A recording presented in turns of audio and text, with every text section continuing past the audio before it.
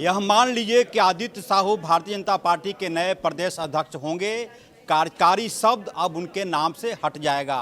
इस वक्त हमारे साथ भाजपा के वरिष्ठ नेता राज्य के पूर्व मुख्यमंत्री मधु कोड़ा जी हैं। सर, किस रूप में आप ले रहे हैं? जैसे पहले ही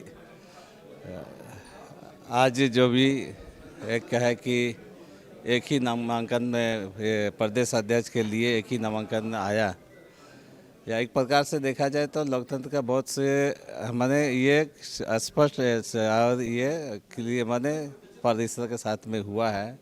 सब लोग का एक विश्वास जो है कि हाँ, यहाँ पर जो उपयुक्त जिन्होंने नामांकन किया है हमारे आदित्य साहू जी, उसके प्रति लोगों का भी एक ही है। लोग उनका पहले ही हमने कहा था, जब कार्यकारी अध्यक्ष बना था तो उसी समय हमने कहा था उनका सरलता, सहजता और समर्पित, उनको इस मुकाम तक ये जो विचार बनाने में उनका बहुत बड़ा एक योगदान रहा है। इसलिए आज एक ही हुआ उनका आने पर कोई भी किसी प्रकार से वहाँ दावेदारी नहीं किया। और ये स्वस्थ परंपरा है और ये होना भी चाहिए था। अब घोषणा तो कल होगी। सर, इसको दूसरे रूप में यदि लें तो यह माना जा सकता है कि कोई अध्यक्ष बनना ही नहीं चाहता होगा। ऐसे नहीं है कि उनका भी कार्यकाल देखे हैं।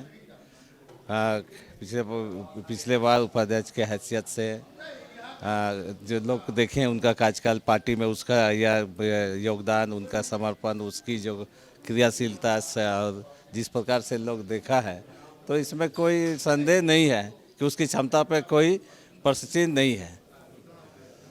सर, मौजूदा सरकार के 6 साल हो गए, किस रूप में आप ले रहे हैं इसको? देखिए, मौजूदा सरकार केवल इमोशनल कार्ड खेल करके, इमोशनल ब्लैकमेलिंग करके यहाँ पर सत्ता में बना हुआ है। काम कुछ नहीं हो रहे हैं अभी भी। अब देखिएगा, आज ये विद्यालय को पेंशन नहीं मिल रही है और यहाँ पर देखिएगा कि विकास काम ठप पड़े हुए हैं। कर्मचारी को वेतन नहीं मिल रहा है, जो आउटसोर्सिंग है, जो कर्मचारी है उसको वेतन नहीं मिल रहा है। तो ये स्वाभाविक रूप से ये बिल्कुल आर्थिक व्यवस्था तो चरमरा गया है। जहाँ आर्थिक व्यवस्था ही सुव्यवस्थित नहीं है तो स्वाभाविक रूप से यहाँ पर विकास का काम नहीं होगा। यहाँ केवल इमोशनल कार्ड खेल के केवल यहाँ पर सत्ता में बने रहने का जो हेमंत सरकार का जो नीति है, बस वो ये ज़्यादा दिन नहीं चलेगा। लोग चाहते हैं विकास, लोग चाहते हैं तरक्की, लोग चाहते हैं कुशलता। आज नरेंद्र मोदी जी का जो काम है, हमारे देश के प्रधानमंत्री नरेंद्र मोदी जी का जो सबका साथ और विकसित भारत का जो उद्देश्य लेकर के आज जो ज़मीनी हकीकत पर उतार रहे हैं, उसको लोग आज स्वीकार कर रहे हैं। पिछले बार देखें होगा, यही वजह है कि नगर परिषद चुनाव में भी आप बीजेपी कई एक राज्य में वहाँ पर अच्छा प्रदर्शन किया है। तो ये दिखता है। लेकिन वो लोग तो बोल रहे हैं कि जो काम आप लोग नहीं कर पाए उस काम को वो लोग कर रहे हैं। पैसा कानून लागू कर दिया। देखिए, पैसा कानून अभी केवल लोगों को उसी चीज़ को दिखा रहा है। पैसा कानून में जिस 1996 का आधार पर जो बनाना चाहिए था वो नहीं बनाया। पहला क्या है कि उन्होंने बालू पर दे दिया, बालू पर उसका अधिकार दिया है, ठीक है, जंगल पर दे दिया, लेकिन उसकी सांस्कृतिक, सामाजिक, जो धार्मिक प्रथा कैसे जिंदा रहे ये व्यवस्था कहीं नहीं दिया है। ना ग्राम सभा अध्यक्ष को पावर दिया है, ना ग्राम सभा समिति को दिया है, जिसके लिए पैसा बना है, जिसके लिए 1996 बना है, जो हमारे दिलीप सिंह भूरिया जी बनाया था। अगर पंचायती व्यवस्था के आधार पर ही अगर विकास हो जाता, अगर इसकी शासन व्यवस्था की जो उसकी मूल भावना को आज उसको स्थापित करने के लिए ये पैसा कानून बना था, और वो आज दरकिनार हो गया है। उसी का मांग कुछ लोग कह रहे हैं कि आप हमें केवल बालू, गिट्टी, पत्थर का अधिकार देके उसका पहचान नहीं बचा सकते हैं, ठीक है। जंगल में पत्ता तोड़ने का, गाछ तोड़ने का, वन उपज करने के उसकी पहचान उससे नहीं बनती। उसकी पहचान उसकी धार्मिक है, उसकी पहचान उसकी परंपरा है, उसकी पहचान उसकी रूढ़िवादी है, उसकी सामाजिक व्यवस्था है, उसकी ताना बाना है, जिसको ये व्यवस्था इस पैसा में दरकिनार कर दिया गया है। सर, लेकिन हेमंत सोरेन जी तो बोलते हैं कि अगले 25 साल तक तो भूल जाइए कि कोई और सत्ता में आएगा।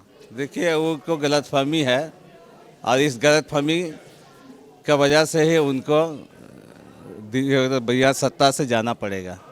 क्या गलतफहमी है सर? गलतफहमी यही है कि हम जो चाहेंगे हमारे यहाँ के जो ग्रामीण क्षेत्र के मतदाता हैं, यहाँ के लोग हैं, इसको जैसे चाहेंगे वैसे हम भला फुसला करके तत्कालिक कुछ सब्जबाग दिखा करके हम सत्ता में फिर से बने रहने का जो उसकी सपना है ये टूटेगा। झारखंड मुक्ति मोर्चा के प्रवक्ता हैं सुप्रियो भट्टाचार्य, 2 दिन पहले बोले कि आप लोगों के अंतरी में चोट पहुंचा है पेशा कानून से, अब आप लोग माइनिंग में कोई जालसाजी नहीं कर पाएंगे, धोखाधड़ी नहीं कर पाएंगे। नहीं, देखिए माइनिंग में देखिए ग्राम सभा को व्यवस्थित होना चाहिए, पहले भी था। ऐसे नहीं कि 2000 पंचायती राज अधिनियम 2001 में भी माइनिंग में अधिकार दिया गया था, जंगलों में अधिकार दिया गया था, वन उपज में दिया गया था, लेकिन उसको और अच्छी तरह से करने का अगर प्रस्ताव आता तो उसका स्वागत होता। केवल उसी में ये दिखा करके कह रहे हैं कि हम बालू का ठेका ग्राम सभा को दे दिया, मुरम का ठेका ग्राम सभा को दे दिया, ज़मीन को आपस ही ये करा दिया, लेकिन जिसकी पहचान अब हम कह सकते हैं आपको अगर हम दे दें, धन संपत्ति दे दें, तो आपकी पहचान उसी में होगी क्या? आपकी पहचान क्या है? आपकी परंपरा है, आपकी समाज में जो परंपरा है, रीति रिवाज है, जो धार्मिक भावना है, उससे आप गाइड होते हैं, ना कि कोई कि यहाँ पर ठेका से। ये सब इससे इसी धार्मिक इसी भ्रम फैला करके लोगों को। एक बहुत जेन्युइन सवाल, जब कभी चर्चा होती है सर इस राज्य में भ्रष्टाचार की, तो लोग परसेप्शन बना दिया करे मधु कोरा का सरकार समझे हो क्या? कितना दुख होता है ऐसी बातें सुनकर। ये बिल्कुल ये लोग के पास में जब कहने के लिए कोई बात नहीं होती है तब इस प्रकार की बात कहता है। मधु कोड़ा बिल्कुल बहुत ही अच्छी तरह से 2 साल तक हमने चलाया है। उस समय में विकास का पैमाना, उसकी जो इंडेक्स संकेतिक जो है वो बहुत ऊंचा था। उस समय सभी जगह विकास का काम भी हुआ, रांची का हुआ, नगर पालिका का चुनाव हमारे समय में कराया गया, लोक स्वशासन व्यवस्था का हम लोगों ने उसको अधिकार दिया है। दुख होता है सर ऐसी बातों से? नहीं, बिल्कुल दुख होता है। सच्चाई को लोग समझ नहीं रहे हैं, सच्चाई को नहीं करके केवल राजनीतिक कारण से हमारे उस कार्यकाल को ये लोग उदाहरण के रूप में लेते हैं, लेकिन सच्चाई ये है कि जितना हमने काम किया अकेले सभी लोग को संभालते हुए 2 साल चला करके विकास का काम को हमने दिखा दिया। एक भी दंगा नहीं हुआ, एक भी कहीं भी फसाद नहीं हुआ, विकास का काम को आगे ले गया। ये तो कहीं प्रेस कॉन्फ्रेंस होता है सर आपके अपोजिशन में, तो लोग बोलता है कि मधु कोड़ा जैसा पार्टी व्यक्ति बीजेपी में चला गया, तो मधु कोड़ा जैसा मतलब क्या? कितनी तकलीफ होती है अंदर? नहीं, ये तो निराधार आरोप लगा करके कह रहे हैं और इससे निराधार आरोप का कोई बेस नहीं है। और इससे हम समझते हैं लोग आप समझ चुके हैं हमारी कार्यकाल को भी, हमारे कामों को भी, इसलिए और इससे दिग्भ्रमित होने वाला नहीं है। की शासन मौजूदा सरकार को 10 में से कितना नंबर देंगे अभी आप? 10 में से उसको 1 नंबर मिलेगा।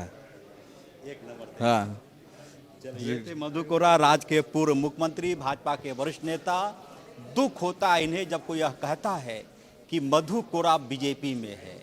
दुख होता है इस बात को लेकर भी जब भ्रष्टाचार के किसी बात पर चर्चा होती है, नाम आ जाता है मधु कोड़ा का। मधु कोड़ा ये कह रहे हैं कि उनको जानने वाले बेहतर तरीके से जानेंगे तो उनके 2 साल के कार्यकाल को स्वर्णिम अक्षरों में लिखेंगे। सहयोगी उमेश के साथ ऑफ द रिकॉर्ड के लिए रांची से अजय लाल।